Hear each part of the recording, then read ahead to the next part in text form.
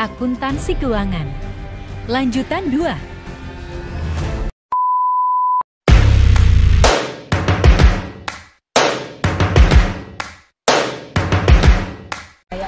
Halo semuanya, kami dari kelompok 2 Akuntansi Keuangan Lanjutan 2 yang diampu oleh Ibu Rini Indahwati. Nah, di sini kami akan menjelaskan tentang penyusunan laporan keuangan konsolidasi metode kos kurang dari 100%. Nah, di sini kami terdiri dari Feby Veronica dengan NIM 200801075 dan saya Kristina Nainggolan dengan NIM 20050081028. dan saya sendiri Fanny Agatha Sianturi dengan NIM 2008054. Selamat menyaksikan teman-teman.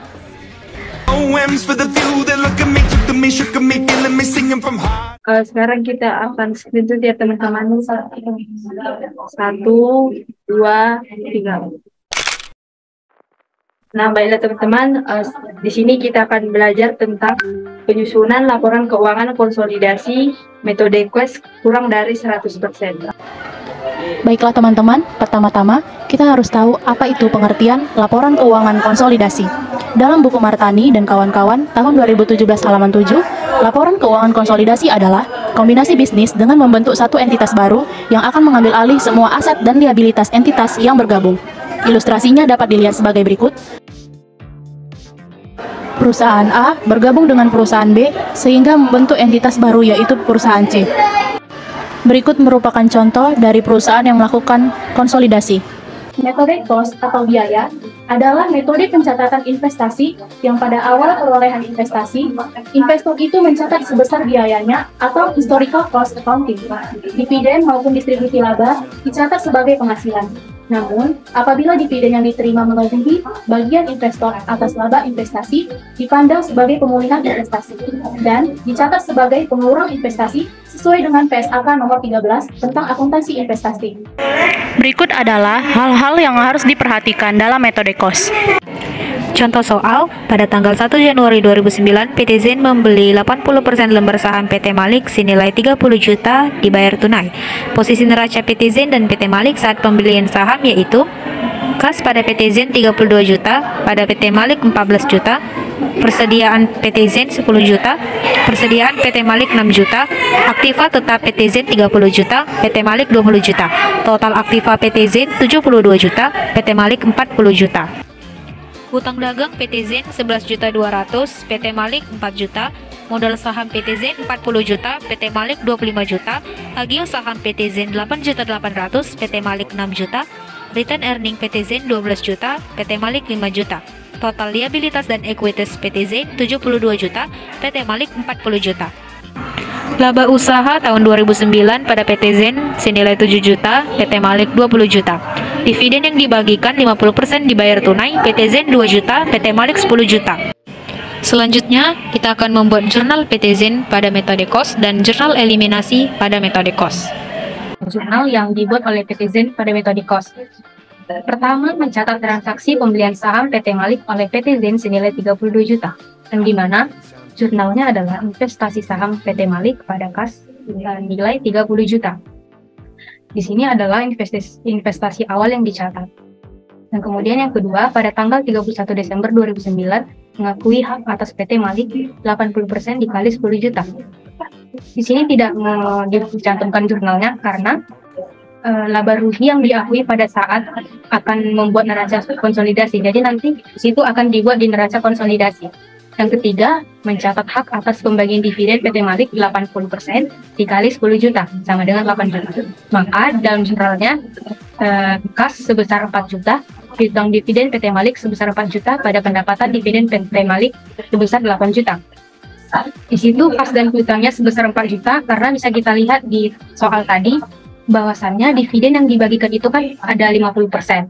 Jadi, kita kalikan 50% dikali 8 juta. Jadi kasnya sebesar 4 juta dan piutang dividen PT Malik sebesar 4 juta. Yang keempat itu ada mencatat laba usaha PT Zen yang jurnalnya return earning pada laba sebesar 7 juta. Yang kelima, mencatat utang dividen kepada pemegang saham PT Zen yang jurnalnya return earning pada utang dividen sebesar 2 juta. Kemudian dapat kita lihat di sini adalah jurnal eliminasi pada metode cost, yang dimana eliminasi hak pemilikan aktivitas neto PT Zain dan PT Malik. Modal saham PT Malik sebesar 20 juta, agio saham sebesar 4.800.000, return earning PT Malik 4 juta, goodwill-nya 1.200.000, pada investasi saham PT Zain 30 juta. Seperti yang kita tahu, investasi saham itu termasuk nilai wajar. Nilai wajar adalah harga yang akan diterima untuk menjual aset. Oke, selanjutnya kita akan melihat sebuah ilustrasi kertas kerja, worksheet, dan neraca konsolidasi yang akan dijelaskan oleh teman kita, Christina. Nah, selanjutnya di sini worksheet consolidation cost method per 31 Desember 2009. Nah, untuk neraca PT Zain dapat kita lihat di layar. Total aktiva sebesar 87 juta, total liabilitas dan ekuitas 87 juta. Dan untuk PT Malik, total aktiva 52 juta, total liabilitas dan ekuitas 52 juta. Nah, selanjutnya akun-akun yang dieliminasi dapat kita lihat seperti di layar. Kemudian di sini kita akan membuat konsolidasi statement.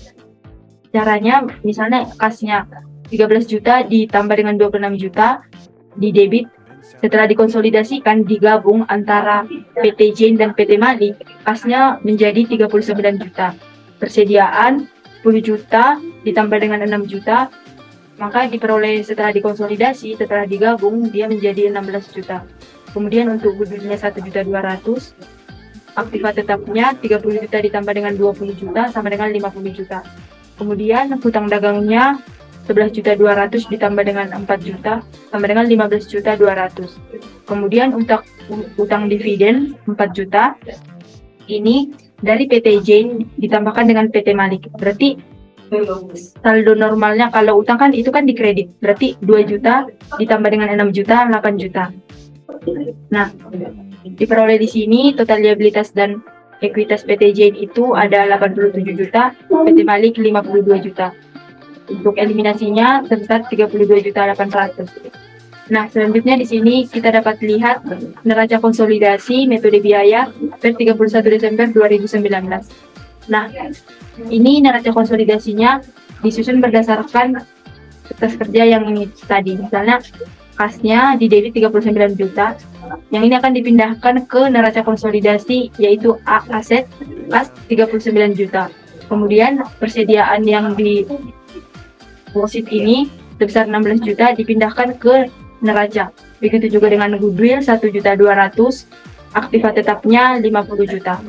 Modal sahamnya itu ada 40 juta. Dapat kita lihat di worksheet-nya juga.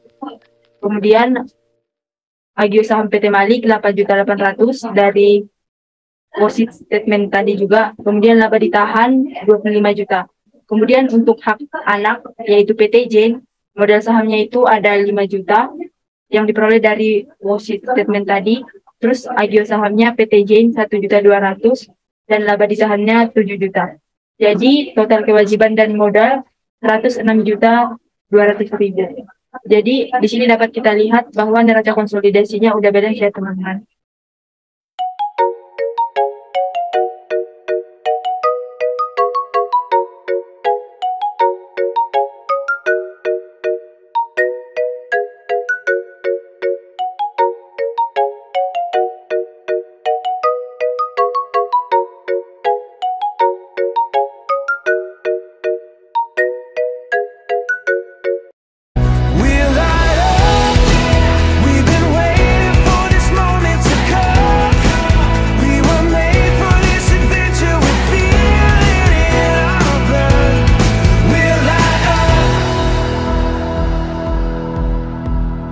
Eyes open wide and the world is before us. We are the sound of a beautiful chorus.